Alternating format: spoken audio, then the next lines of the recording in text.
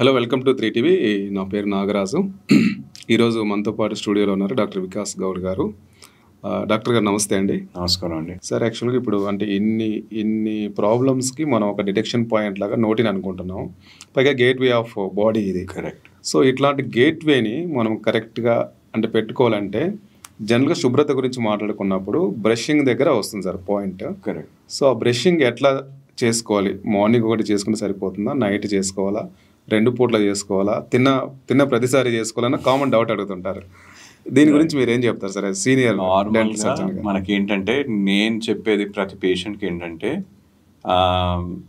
పడుకునే ముందు మెయిన్, ఎందుకంటే మనం తినే ఆహారం మొత్తం అప్పటి వరకు అలాగే ఆహారం అలాగే ఉంటుంది కాబట్టి పడుకునే ముందు, తిన్న తర్వాత పడుకునే ముందు బ్రష్ చేసుకోవడం చాలా ముఖ్యం. నంబర్ 1. ఓకే. నైట్ బ్రష్ చేసుకుంటే మార్నింగ్ కూడా బ్రష్ చేసుకోవడం అలాగే ఇంపార్టెంట్. ఎందుకంటే మన సలైవరీ ఫ్లో తగ్గిపోతుంది. బ్రష్ చేసుకుని పొద్దున్న లేచిన తర్వాత కూడా మన కొంతమందికి నోటి దుర్వాసన లాగా అలా ప్లాక్ అనేది ఫామ్ అవుతుంది. ఒక 6 to 8 అవర్స్లో నోట్లో ఎలాంటి యాక్టివిటీ లేదు, నీళ్ళు కూడా తీసుకోం కాబట్టి ఒక బ్యాక్టీరియల్ ఫిల్మ్ ఫామ్ అయ్యే అవకాశం ఉంటుంది. బ్యాక్టీరియల్ ఫిల్మ్ ఫామ్ అవుతుంది.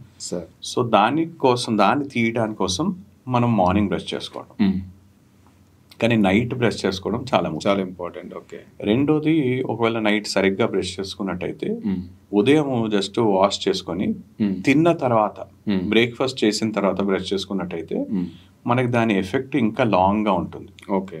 ఏంటంటే మనం బ్రష్ చేసుకుంటుంటే మనం వెంటనే పోయి టీ కాఫీ తీసుకోవడం, దాని తర్వాత మళ్ళీ బ్రేక్ఫాస్ట్ చేయడం.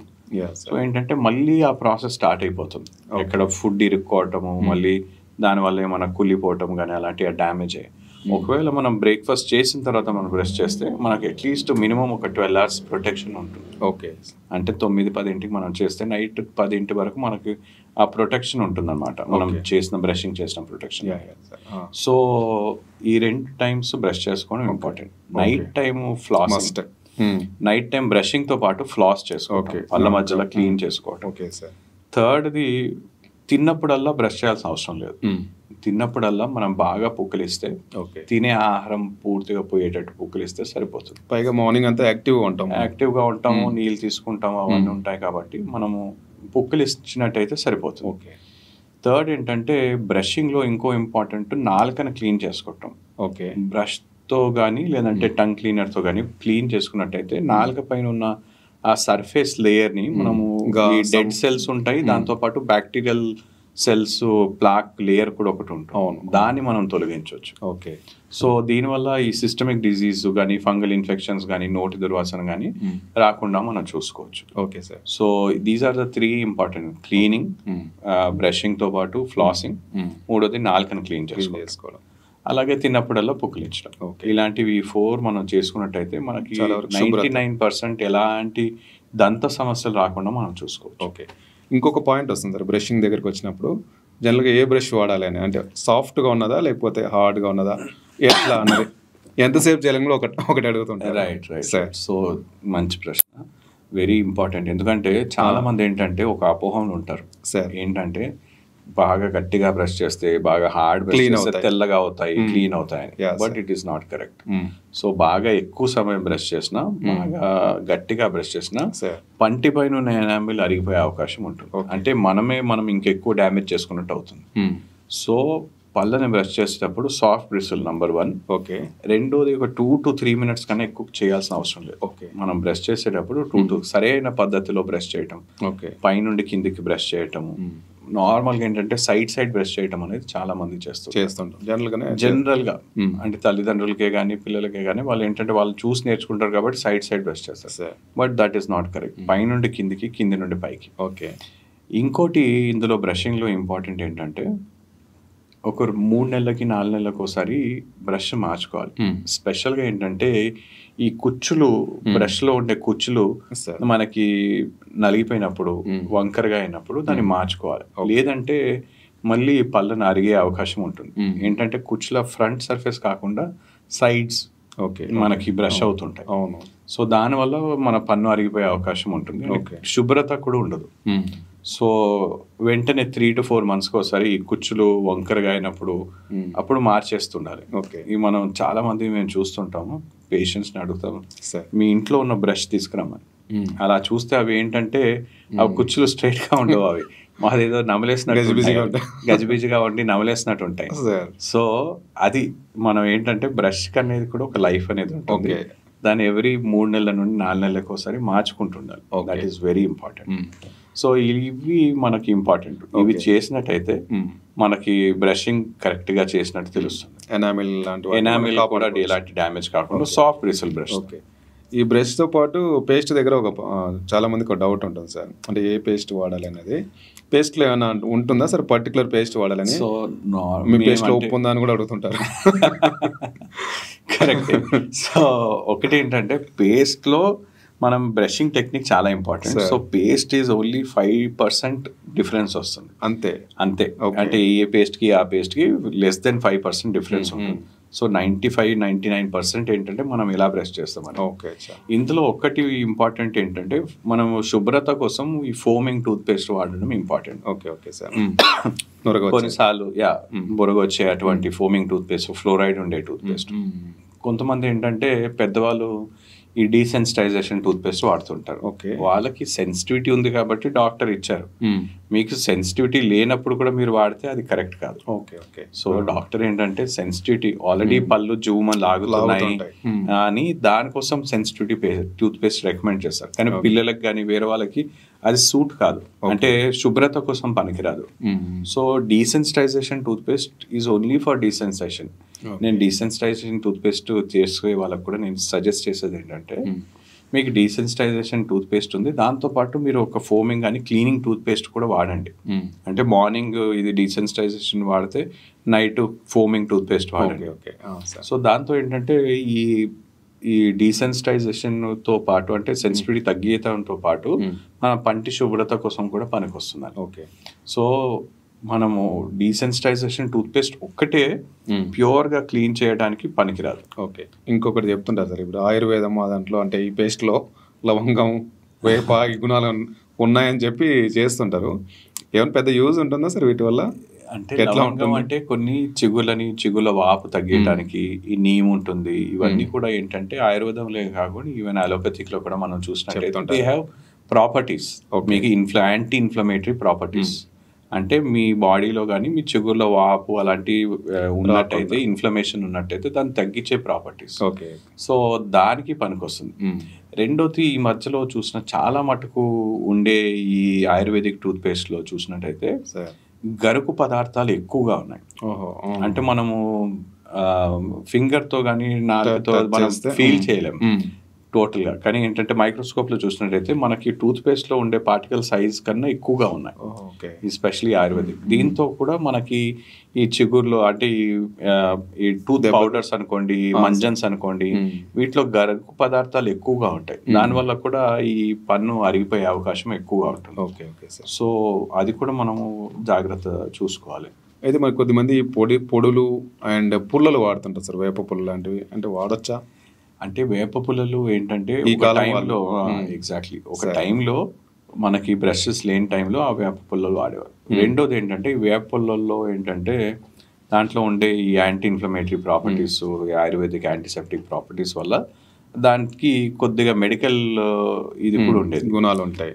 సో దానివల్ల మనకి చిగుల వాపు తగ్గిపోవటము, క్లీన్గా శుభ్రపడత, బ్యాక్టీరియాని చంపేయటము ఇలాంటివి చూసేవాళ్ళు. Antiseptic and anti inflammatory properties.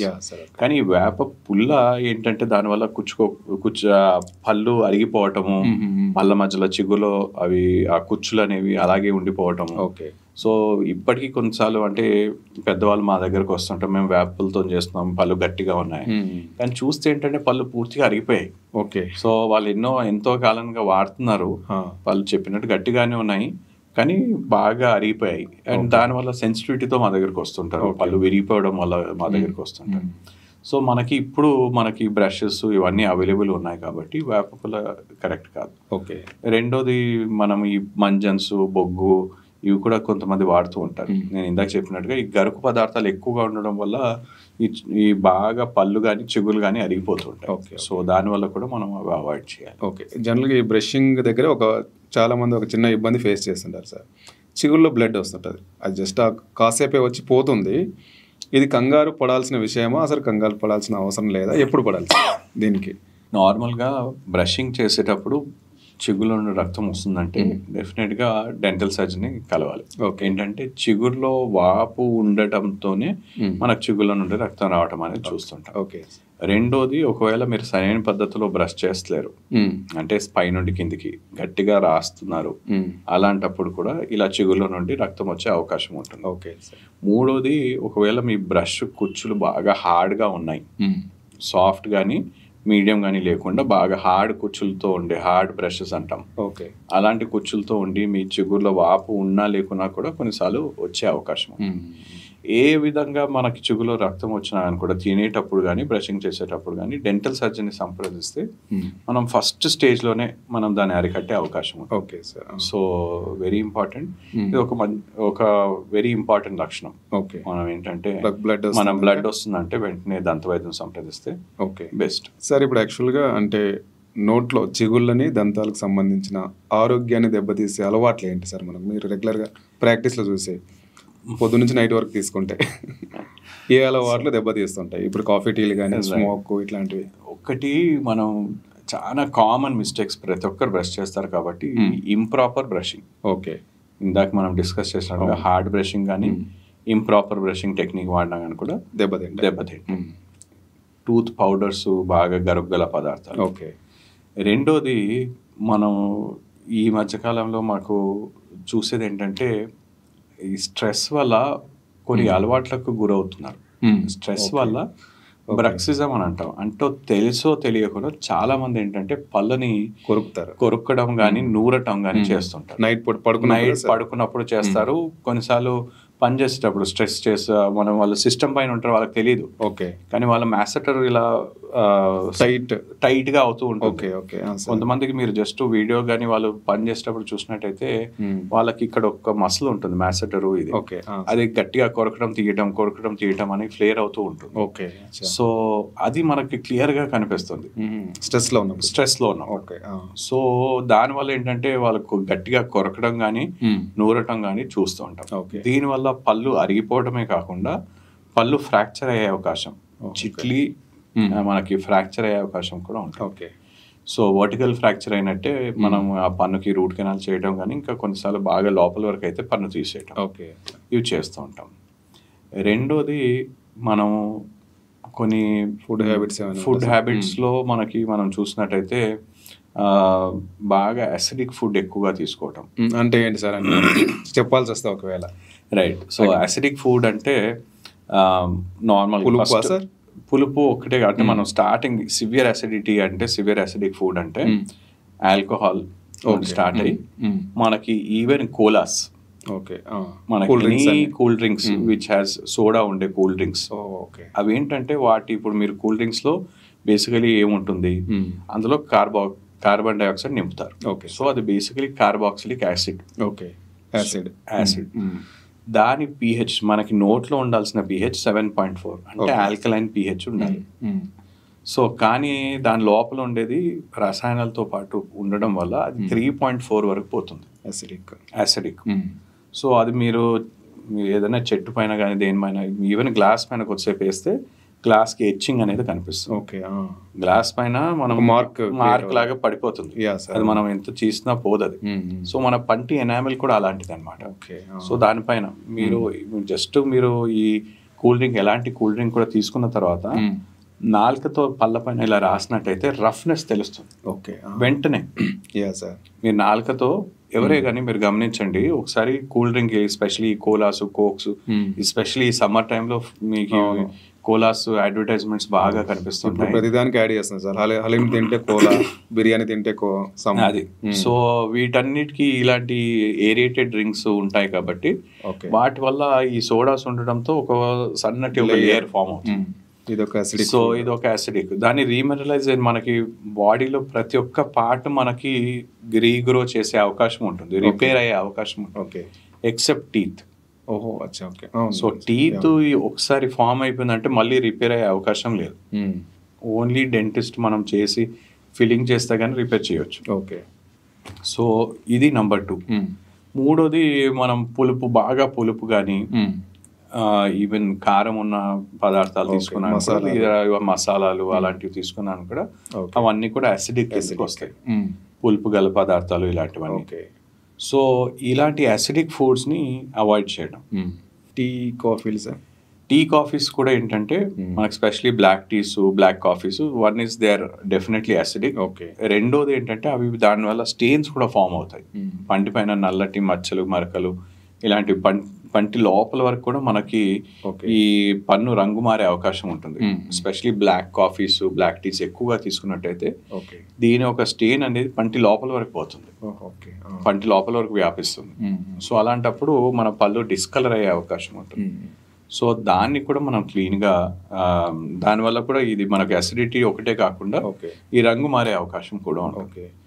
మూడోది ఏంటంటే మోస్ట్ కామన్ కాజ్ ఈ పొగాకు, ఎలాంటి ఫామ్ అయినా పొగాకుతో, అంటే ఈవెన్ స్మోకింగ్ చేసినా కూడా పళ్ళ పైన ఉన్న మచ్చల్లాగా ఫామ్ అవుతాయి. చిగుళ్ళ వ్యాధి వస్తుంది, ఎందుకంటే ఈ స్మోక్ స్టెయిన్స్ ఒకటే కాకుండా ఈ బాగా వేడిగా ఉండే పొగ తాకడం వల్ల కూడా చిగుళ్ళలో వాపు వస్తుంది. మూడోది మనకి పొగాకు తినటం. పొగాకు అంటే చూవబుల్ ఫామ్ ఆఫ్ టొబాకో, తంబాకు అనుకోండి, గుట్కా అనుకోండి, మావా, గుట్కా, ఇవన్నీ కూడా ఈ తంబాకు నమలటం. మన దేశంలో హైయెస్ట్ ఓరల్ క్యాన్సర్ ఉండేది ఇది ఒక్కటే కారణం, పొగాకు. అంటే ఉన్న అన్ని క్యాన్సర్స్లో ఆల్మోస్ట్ 30% ఈజ్ బికాస్ ఆఫ్ ఈ chewable form of tobacco. So దాన్ని మనం చాలా ఇంపార్టెంట్ మన దాన్ని, అంటే గవర్నమెంట్ ఎలాంటి రీఫార్మ్స్ అంటే ఎలాంటి అడ్వర్టైజ్మెంట్ రాకుండా ఇలాంటి యాడ్స్ చేసినా కూడా వాళ్ళ ఏంటంటే పొగాకు మ్యానుఫ్యాక్చరింగ్ ఉండేంత వరకు మనకి మ్యానుఫ్యాక్చరింగ్ చేసి మనకి ఈ గుట్కాలు ఉండడం వల్ల మనకి జబ్బు అనేది డెఫినెట్గా పెరుగుతుంది అండ్ బాగా పిల్లల్లో అంటే యూత్లో బాగా కనిపిస్తుంది. సో ఇది చాలా డేంజరస్, ఎస్పెషలీ పొగాకు. సో దాని వల్ల కూడా మనకి చిగుర్లో అండ్ అలాగే మనకి వేరే క్యాన్సర్ కూడా మారే అవకాశం ఉంది. సరే, ఇంకోటి అంటే ఫైనల్గా మనకు అంటే నోట్లో చిగుళ్ళు కానీ దంతాలు కానీ బాగుండాలంటే ఎట్లాంటి ఫుడ్ తీసుకోవాలి? ఇది జనరల్గా అందరూ అంటుంటారు, అందరూ అడిగేది కూడా ఏ ఫుడ్ మంచిది అని. అవి ఏవైనా కావచ్చు, వెజిటబుల్స్లో కానీ ఇట్లా. సో మనకి ఏంటంటే మనకి విటమిన్ సి, విటమిన్ డి ఉండేటువంటి ఫుడ్స్ మన చిగుళ్ళకి, మన దంతాలకి మంచిగా ఉండేటువంటి బోన్స్ అండ్ చిగులు గట్టిగా ఉండేటువంటి ఫుడ్స్.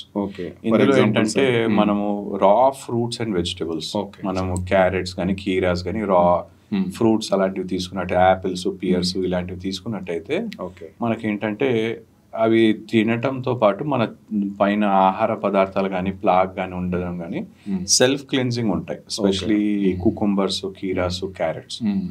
సో సెల్ఫ్ క్లెన్జింగ్తో పాటు మన చిగుళ్ళని కూడా మసాజ్ చేస్తూ ఉంటాయి. So these are very good externally మన శుభ్రత కోసం. రెండోది మనకి గ్రీన్ లీఫీ వెజిటబుల్స్ అంటే పాలకూర, ఆకుకూరలు ఇలాంటివి ఎక్కువగా తీసుకోవడంతో దాంట్లో ఉన్న విటమిన్స్ అవన్నీ కూడా ఎక్కువగా ఉంటాయి. సో అవి కూడా మన ఎముకలకే కానీ మన చిగుర్లకే కానీ బాగా పనికొస్తాయి. Third, citrus fruits. So citrus fruits తో ఏంటంటే మనకి ఆరెంజెస్ ఇలాంటివి తీసుకున్నట్టయితే, గ్రేప్స్, ఆరెంజెస్, ఆ సిట్రస్ ఉండటంతో విటమిన్ సి అనేది ఎక్కువగా ఉంటుంది. సో మన చిగుర్లు గట్టిగా ఉండటానికి మనకు పనికొస్తుంది. సో మనం ఇందులో ఫుడ్స్లో ఇంకోటి మనం డిస్కస్ చేయాల్సింది మంచిగా ఆరోగ్యంగా ఉండేది. రెండోది ఏంటంటే అవాయిడ్ చేయాల్సినటువంటి ఫుడ్స్. సో అవాయిడ్ చేయాల్సినటువంటి ఫుడ్స్ అంటే ప్రాసెస్డ్ ఫుడ్స్ ఎక్కువగా, అంటే బేకరీ ఐటమ్స్, స్వీట్స్, ఈ ఐస్ క్రీమ్స్, స్వీట్స్ ఇలాంటివి. ఈ తీపి పదార్థాలు ఎక్కువగా ఉండడం వల్ల మన పైన ఒక లేయర్ ఫామ్ అయ్యే అవకాశం ఎక్కువగా ఉంటుంది. బ్యాక్టీరియా కూడా ఒక సబ్స్ట్రేట్ ఉంటుంది అనమాట. అంటే బ్యాక్టీరియాకి తినడానికి మనం ఆహారం ఉంటేనే కానీ, స్పెషల్గా ఈ స్వీట్స్, చాక్లెట్స్ ఉంటే బంకగా ఉండి ఆ పళ్ళ పైన బాగా ఇరుక్కొని ఉంటాయి. అలాంటప్పుడు ఈ బ్యాక్టీరియా యాక్ట్ అయినప్పుడు ఆ చిన్నటి రంధ్రంలా ఫామ్ అయ్యి మనకి క్యావిటీ స్టార్ట్ అవుతుంది. సో అలాగే ఈ బేకరీ ఐటమ్స్ కానీ, ప్రాసెస్డ్ ఫుడ్స్, ఎంత ఎక్కువ ప్రాసెస్డ్ ఫుడ్ ఉందనుకోండి, ఈవెన్ బ్రెడ్సే కానీ అలాంటివన్నీ కూడా ప్రాసెస్డ్ ఫుడ్ బాగా మనం సన్నగా చేసేసి ప్రాసెస్ చేసి చేస్తాం. సో అలాంటప్పుడు ఆ ప్రాసెస్డ్ ఫుడ్స్ ఉన్నా కానీ కూడా ఆ సన్నటి లేయర్ ఫామ్ అవుతుంది. అది బ్యాక్టీరియాకి సబ్స్ట్రేట్ లాగా యూజ్ అవుతుంది అన్నమాట. సో తొందరగా మనకి ఈ చిగుల జబ్బే కానీ, ఈ రసాయనాల పంటి పైన క్యావిటీస్ వచ్చే అవకాశం ఎక్కువ ఉంటుంది. సో ఇలాంటి ఫుడ్స్ని మనం ఎంతవరకు అవాయిడ్ చేస్తే అంతవరకు మంచిది. ఓకే. ఇందులో తల్లిదండ్రులు ఏంటంటే స్పెషల్గా ఈ మధ్య ఏంటంటే టైం లేదు, సో పిల్లలకి నైట్ వస్తున్నాయంటే స్వీట్స్ ఇస్తారు, చాక్లెట్స్, వాళ్ళ ప్రేమను చూపించడానికి వాళ్ళకి చాక్లెట్స్ స్వీట్స్ ఇస్తుంటారు. పెద్దవాళ్ళు కూడా గ్రాండ్ పేరెంట్స్ వాళ్ళు కూడా ఇస్తూ ఉంటారు. సో దీంతో ఏంటంటే నేను చెప్పేదంటే సరే పిల్లలకి స్వీట్స్ ఇష్టం, చాక్లెట్స్ ఇష్టం, కానీ అయిపోయాక బ్రష్ చేయటం అనేది చాలా ఇంపార్టెంట్. ఓకే. ఒకవేళ తిన్నా పర్వాలేదు, అయిపోయాక బ్రష్ చేయండి. ఓకే. సో అలా చేసినట్టయితే చిగుళ్ళ పైన పళ్ళ పైన ఎలాంటి ఇన్ఫెక్షన్స్ రాకుండా మనం చూసుకోవచ్చు. Okay sir. ఇంకోటి అంటే ఈ మధ్యకాలంలో చాలా మంది పెద్దగా అంటే ఏదైనా చిన్న నమిలిన కానీ ఆ నొప్పులు అంటే దవడల నొప్పులు అట్లాంటివి కనిపిస్తుంటాయి. అంటే వీటికి ఏమైనా ఎక్సర్సైజ్ అవసరం బాడీలో? ఏమి అంటే గట్టివి తినలేకపోవడం అన్నది కూడా ఒక ప్రాబ్లం కనిపిస్తుంది ఈ జనరేషన్లో. ఒకప్పుడు జొన్న రొట్టెలు అట్లా తినేవాళ్ళు ఈజీగా, అట్లాంటివి కాసేపు నమిలితే అదెంత ఇబ్బంది అవుతున్న ఫీలింగ్స్ చెప్తుంటారు చాలా మంది, నమ్మలేకపోతున్నాం. సో ఈ మధ్యకాలంలో మనకి రెండు విషయాలలో నమ్మలేరు. ఒకటి ఏంటంటే పళ్ళకి సెన్సిటివిటీ ఉంటాయి. ఓకే, పంటికి సెన్సిటివిటీ ఉంటే మనం ఇందాక డిస్కస్ చేసినట్టుగా పళ్ళు అరిగిపోవటం అనేది మెయిన్ రీజన్. ఇది అసిడిటీ వల్ల కావచ్చు, లేదంటే పళ్ళు అరిగిపోవటం వల్ల బాగా గట్టిగా బ్రష్ చేసుకోవడం వల్ల కావచ్చు, దాని పళ్ళను నూరటం వల్ల కూడా కావచ్చు. సో ఇది పంటి సెన్సిటివిటీ. రెండోది కండరాల్లో మనకి నొప్పి రావటం. సో ఇది రావడానికి ఏంటంటే ఈ పళ్ళను నూరే అలవాటు ఉన్న వాళ్ళు వాళ్ళకి కండరాల్లో కూడా బాగా ఫెటీగ్ వచ్చేస్తుంది. ఎందుకంటే కండరాలు బాగా ఓవర్ టైం వర్క్ చేస్తున్నారు. అలసట అంటే బేసిక్ లాక్టిక్ యాసిడ్. మనం ఎక్కువసేపు జిమ్ చేసామని కూడా దాని తర్వాత మనం వెయిట్ లిఫ్ట్ చేయలేం, మనకి రికవరీ టైం అనేది ఉండాలి. ఆ రికవరీ టైం ఉండదు వీళ్ళకి. సో అలాంటప్పుడు కొద్దిగా తిన్నా కానీ కూడా, కొద్దిగా చేసినా కూడా కండరాల్లో నొప్పి రావటం అనేది చూస్తాం. సో అలాంటి వాళ్ళకి ఒకప్పుడు తిరునాళ్ళలో చెరుకు గడలు తిన్న వాళ్ళు కూడా ఇప్పుడు ఏమి తినలేకపోతున్నారు. కరెక్ట్, అట్లాంటి పరిస్థితులు కూడా కనిపిస్తున్నాయి. కరెక్ట్. ఓకే. సో వీళ్ళకి మెయిన్ ఏంటంటే ఈ కండరాల్లో ఈ లాక్టిక్ యాసిడ్ ఫామ్ అవడం వల్ల మనకి కండరాల్లో ఫెటీగ్ రావడం వల్ల వాళ్ళకి, అండ్ కొంతమందికి ఏంటంటే సివియర్గా ఉంటుంది. సివియర్ బ్రాక్సిజం నూరటం అనేది ఎక్కువగా ఉండడం వల్ల స్పాజం కూడా వచ్చేస్తుంది. స్పాజం అంటే పట్టేస్తుంది, నోరు తెరవడానికి కూడా కష్టం ఉంటుంది. సో అలాంటి పరిస్థితి కూడా వచ్చే అవకాశం ఉంటుంది. సో ఇవన్నీ కూడా ఏంటంటే అంటే ప్రైమరీ ఫ్యాక్టర్ స్ట్రెస్ పెట్టుకొని వదిలేస్తే మనం ఈ బ్రాక్సిజం అని చెప్పుకోవచ్చు. సో దీనికి మేము ఏంటంటే నోట్లో ఒక మెజర్మెంట్స్ తీసుకొని ఒక స్ప్లింట్ అని తయారు చేసేస్తాం, నైట్ గార్డ్ లేదంటే స్ప్లింట్ అని. దీంతో ఏంటంటే వాళ్ళు పెట్టే ప్రెషర్ కానీ, పళ్ళ పైన పెట్టే ప్రెషర్ కానీ కండరాలకు కాకుండా ఆ స్ప్లింట్కి ట్రాన్స్ఫర్ అవుతుంది. సో పడుకునేటప్పుడే కానీ, మిగతా వర్క్ చేసుకునేటప్పుడే కానీ స్ప్లింట్ పెట్టుకున్నట్టయితే వాళ్ళకి ప్రెషర్ తగ్గిపోవడం వల్ల ఆ మొత్తం కూడా ఈ స్ట్రెస్ అనేది దానికి ట్రాన్స్ఫర్ అవుతుంది అండ్ మన కండరాలకి రెస్ట్ దొరుకుతుంది. అలాంటప్పుడు వెంటనే అంటే విత్ ఇన్ 1 వీక్, కొన్నిసార్లు 1-2 డేస్లో కూడా వాళ్ళకి డిఫరెన్స్ అనేది తెలుస్తుంది. ఈ స్ప్లింట్ వల్ల వచ్చే డిఫరెన్స్ అనేది తెలుస్తుంది. So these are some of the things అన్నమాట. అంటే మనం ఈ తినడానికి ఇబ్బందిగా ఉందంటే కొన్ని విషయాలు.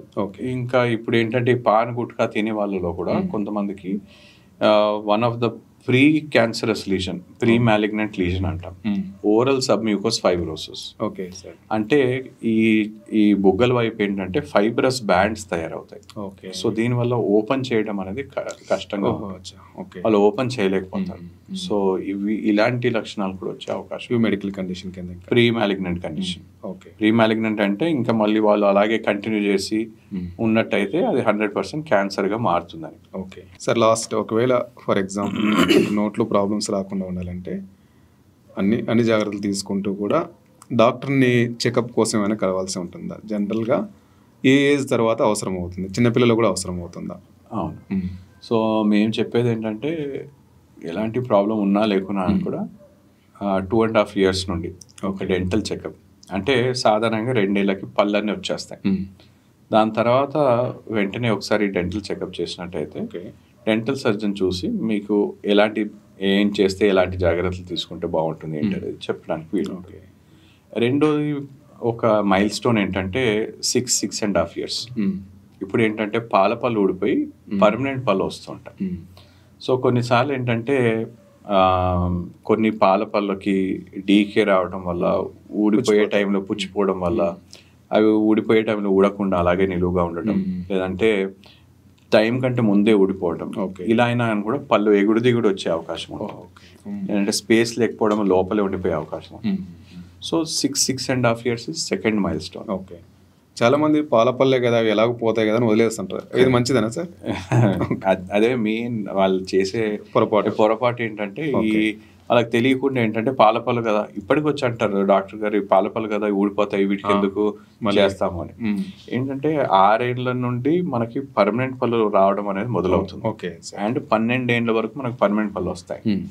సో మనకి 6-7 ఏళ్ళలో మనం ఒక దంతం, పాల పన్ను ఉండే దంతం దానికి డీకే వచ్చినట్టయితే, దాన్ని మనం నిర్లక్ష్యం చేసినట్టయితే లోపల ఉన్న శాశ్వత దంతానికి కూడా అది వ్యాపించే అవకాశం ఉంటుంది. అంటే రావటమే శాశ్వత దంతం పైన నల్లటి మచ్చతో వస్తుంది.